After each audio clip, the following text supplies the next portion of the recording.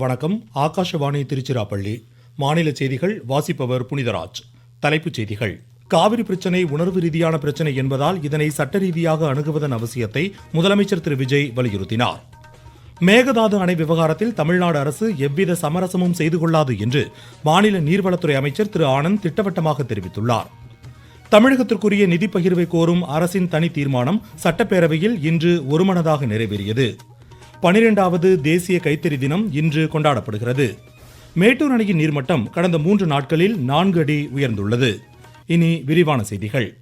காவிரி பிரச்சினை உணர்வு ரீதியான பிரச்சினை என்பதால் இதனை சட்ட ரீதியாக அணுகுவதன் அவசியத்தை முதலமைச்சர் திரு விஜய் வலியுறுத்தியுள்ளார். காவிரியின் குறுக்கே கர்நாடக அரசு மேகதாது அணை கட்டும் பிரச்சினை குறித்த சிறப்பு கவனஈர்ப்பு தீர்மானத்தின் போது சட்டப்பேரவையில் இன்று குறுக்கிட்டு பேசிய முதலமைச்சர், பேச்சுவார்த்தை மூலம் சுமூக தீர்வு ஏற்படலாம் என்று தாம் கருதியதாகவும், எனவேதான் பெங்களூரு சென்று பேச்சுவார்த்தை மேற்கொள்ள தாமே முடிவெடுத்ததாகவும் குறிப்பிட்டார்.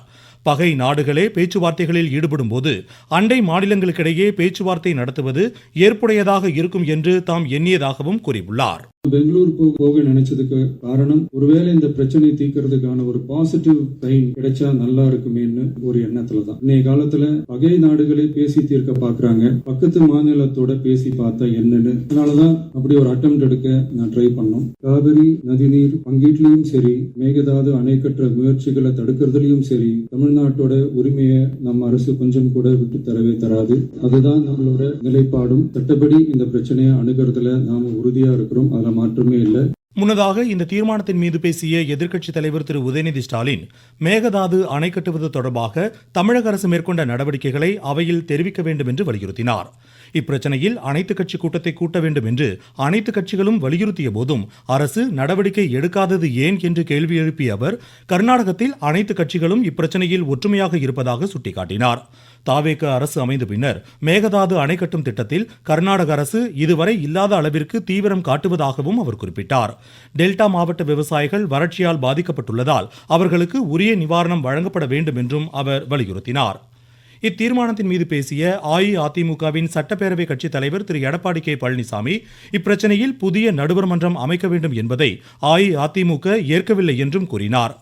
பயிர்கள் பாதித்துள்ளதால் விவசாயிகளுக்கு உரிய நிவாரணம் வழங்க வேண்டும் என்றும் கேட்டுக்கொண்டார்.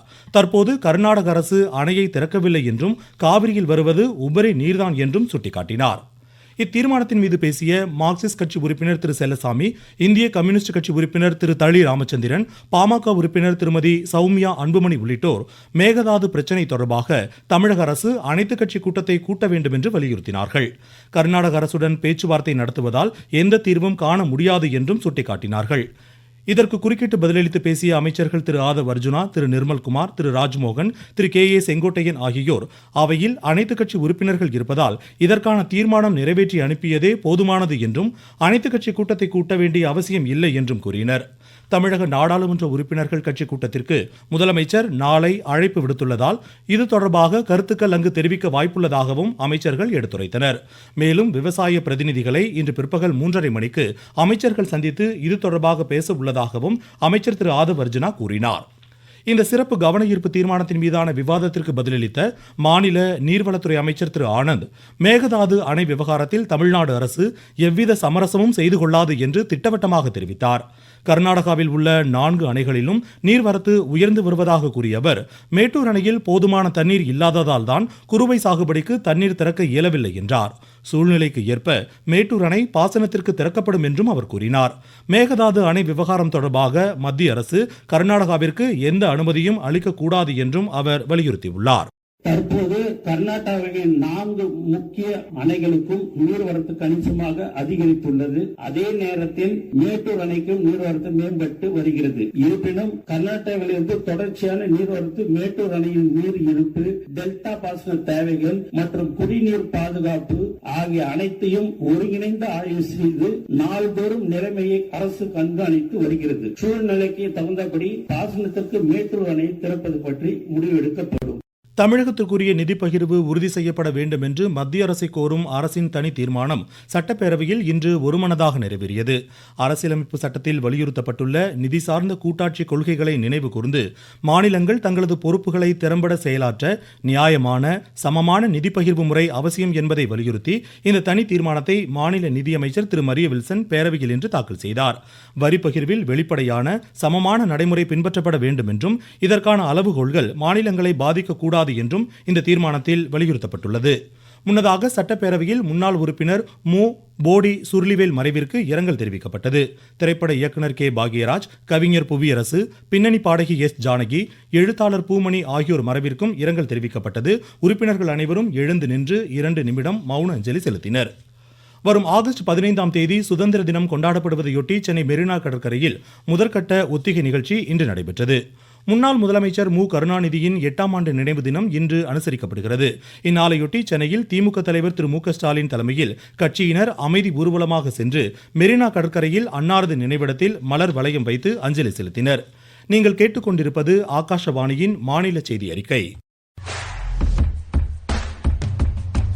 ஊரக வளர்ச்சிக்கான புதிய அத்தியாயம். வளர்ச்சியடைந்த இந்தியாவிற்கான ஊரக வேலைவாய்ப்பு உறுதி மற்றும் வாழ்வாதார சட்டம் செயல்பாட்டிற்கு வந்துள்ளது. இந்த சட்டம் ஆண்டிற்கு 125 நாட்கள் வேலையை உறுதி செய்கிறது. வாரந்தோறும் ஊதியம் வழங்கப்படுவது கட்டாயமாக்கப்பட்டுள்ளது. பணி முடித்த 15 நாட்களுக்குள் ஊதியம் வழங்குவதை உறுதி செய்வதற்கான அம்சங்களும் இதில் இடம்பெற்றுள்ளன. கால தாமதமாக ஊதியம் வழங்கப்பட்டால் அதற்கான இழப்பீட்டுத் தொகைக்கும் வகை செய்யப்பட்டுள்ளது. வளர்ச்சியடைந்த இந்தியாவிற்கான பயணத்தில் மோடி அரசு தொடரும் சீர்திருத்த நடவடிக்கைகள். உள்ளடக்கிய வளர்ச்சியின் ஆற்றல் மிகு கருவியாக கைத்தறித்துறை திகழ்கிறது என்று குடியரசுத் தலைவர் திருமதி திரௌபதி முர்மு தெரிவித்துள்ளார். புதுடில்லியில் 12வது தேசிய கைத்தறி தின விழாவில் இன்று உரையாற்றிய அவர், நம் நாட்டின் வளமான கலாச்சாரத்தையும் மரபுகளையும் இத்துறை பாதுகாப்பதோடு வேலைவாய்ப்பு, மகளிர் ஆளுமை, கலை போன்றவற்றை இத்துறை ஊக்குவிப்பதாக கூறினார். விடுதலை போராட்டத்தில் கைத்தறி முக்கிய பங்காற்றியதாகவும் நம் நாட்டின் பரவலாக்கல் தன்மையை இது பிரதிபலிப்பதாகவும் எடுத்துரைத்தார். இந்நிகழ்ச்சியில் படைப்பாற்றல் திறனுடன் செயலாற்றிய 22 சிறந்த நெசவாளர் குடியரசுத் தலைவர் விருதுகளை வழங்கி கௌரவித்தார். நாட்டின் கலாச்சாரத்தை பிரதிபலிக்கும் நினைவு அஞ்சல் தலைகளையும் அவர் வெளியிட்டார். இந்நாளையொட்டி பிரதமர் திரு நரேந்திர மோடி விடுத்துள்ள செய்தியில் கைத்தறித்துறையின் பன்முகத்தன்மையை உலகம் முழுவதும் பறைசாற்றுவதன் அவசியத்தை எடுத்துரைத்தார். நாட்டின் எதிர்கால கைத்தறித்துறையை மறு வடிவமைக்க இளையோர் கலாச்சார மரபுகளையும் தொழில்நுட்பங்களையும் படைப்பாற்றலையும் தொழில் திறனையும் ஒருங்கிணைக்க மத்திய ஜவுளித்துறை இணையமைச்சர் திரு கிரிராஜ் சிங் அழைப்பு விடுத்துள்ளார். தமிழகத்தில் நெசவாளர்களின் தயாரிப்புகளை சர்வதேச அளவில் சந்தைப்படுத்தும் தறி விற்பனை நிலையங்களை முதலமைச்சர் சென்னையில் இன்று தொடங்கி வைத்து நெசவாளர் விருதுகளையும் வழங்குகிறார். ஈரோடு, விருதுநகர் உள்ளிட்ட மாநிலத்தின் பல்வேறு மாவட்டங்களில் சிறப்பு கைத்தறி விற்பனை கண்காட்சி இன்று தொடங்கியது. நீட் விவகாரம் உள்ளிட்ட பல்வேறு பிரச்சனைகளில் எதிர்க்கட்சிகளின் அமளி காரணமாக நாடாளுமன்ற இரு அவைகளும் நாள் முழுமைக்கும் இன்று ஒத்திவைக்கப்பட்டன. மாநிலங்களவை இன்று கூடியதும் அவைத்தலைவர் திரு சி பி ராதாகிருஷ்ணன் வெள்ளையனே வெளியேறு இயக்கத்தின் 84வது ஆண்டு தினம் நாளை மறுநாள் கடைபிடிக்கப்படுவதாக குறிப்பிட்டார். இதனையொட்டி சுதந்திரத்திற்காக இன்னுயிர் ஈந்த தியாகிகளுக்கு அஞ்சலி செலுத்திய அவர் அவர்களது துணிச்சலையும் தியாகத்தையும் அர்ப்பணிப்பையும் போற்றினார். தொடர்ந்து ராணுவம், உள்துறை, வர்த்தகம், சுகாதாரம், குடும்ப நலத்துறைகள் சார்ந்த நாடாளுமன்ற நிலைக்குழுவின் அறிக்கை அவையில் சமர்ப்பிக்கப்பட்டது. அதனைத் தொடர்ந்து பூஜ்ய நேரத்தை அவைத்தலைவர் எடுத்துக்கொள்ள முயன்றபோது பல்வேறு பிரச்சனைகளில் அமளி நிலவியதால் மாநிலங்களவை நண்பகல் வரையிலும் பின்னர் நாள் முழுமைக்கும் ஒத்திவைக்கப்பட்டது. டாஸ்மாக் மதுபான கடைகளில் கூடுதல் தொகை வசூலித்தால் சம்பந்தப்பட்ட ஊழியர்கள் மீது நுகர்வோர் புகார் அளிக்கலாம் என்று சென்னை உயர்நீதிமன்றம் தெரிவித்துள்ளது. இது தொடர்பான மனுவை விசாரித்த நீதிமன்றம் புகார் மீது உடனடியாக வழக்கு பதிவு செய்ய காவல்துறைக்கு உத்தரவு பிறப்பித்துள்ளது. மேட்டூர் அணையின் நீர்மட்டம் கடந்த 3 நாட்களில் 4 அடி உயர்ந்து 77.21 அடியாக இன்று அதிகரித்துள்ளது. அணைக்கு நீர்வரத்து 18,875 கனஅடியாக உள்ளதாக எமது செய்தியாளர் தெரிவிக்கிறார். கேரள மாநிலம் வயநாட்டில் பெய்து வரும் மழை தணிந்து வருவதால் கபினிக்கு வரும் நீரின் அளவும் குறைந்துள்ளது. காவிரியில் திறக்கப்படும் உபரி நீரின் அளவும் குறைக்கப்பட்டுள்ளது. இதன் காரணமாக இன்று காலை மேட்டூர் அணைக்கு வரும் நீரின் அளவு வினாடிக்கு 19,264 கனஅடியிலிருந்து வினாடிக்கு 18,875 கனஅடியாக குறைந்துள்ளது. இன்று காலை 77.21 அடியாக உயர்ந்துள்ளது. அணையிலிருந்து குடிநீர் தேவைக்காக வினாடிக்கு 1,500 கனஅடி வீதம் தண்ணீர் திறக்கப்பட்டுள்ளது. கடந்த 3 நாட்களில் மேட்டூர் அணை நீர்மட்டம் 4.19 அடி உயர்ந்துள்ளது என்பது குறிப்பிடத்தக்கது. சேலத்திலிருந்து விஜயகுமார் குணசேகரன். கொரிய மாஸ்டர்ஸ் பேட்மிண்டன் மகளிர் ஒற்றையர் அரையிறுதிக்கு இந்தியாவின் அஷ்மிதா சாலிகா, ரக்ஷிதா ஸ்ரீ ஆகியோர் முன்னேறியுள்ளனர். ஆடவர் இரட்டையர் காலிறுதியில் இந்திய இணை மலேசிய இணையை இன்று பிற்பகல் எதிர்கொள்கிறது. மீண்டும் தலைப்புச் செய்திகள். காவிரி பிரச்சினை உணர்வு ரீதியான பிரச்சினை என்பதால் இதனை சட்ட ரீதியாக அணுகுவதன் அவசியத்தை முதலமைச்சர் திரு விஜய் வலியுறுத்தினார். மேகதாது அணை விவகாரத்தில் தமிழ்நாடு அரசு எவ்வித சமரசமும் செய்து கொள்ளாது என்று மாநில நீர்வளத்துறை அமைச்சர் திரு ஆனந்த் திட்டவட்டமாக தெரிவித்துள்ளார். தமிழகத்திற்குரிய நிதி பகிர்வை கோரும் அரசின் தனி தீர்மானம் சட்டப்பேரவையில் இன்று ஒருமனதாக நிறைவேறியது. 12வது தேசிய கைத்தறி தினம் இன்று கொண்டாடப்படுகிறது. மேட்டூர் அணையின் நீர்மட்டம் கடந்த 3 நாட்களில் 4 அடி உயர்ந்துள்ளது. இத்துடன் இந்த செய்தி அறிக்கை முடிவடைந்தது.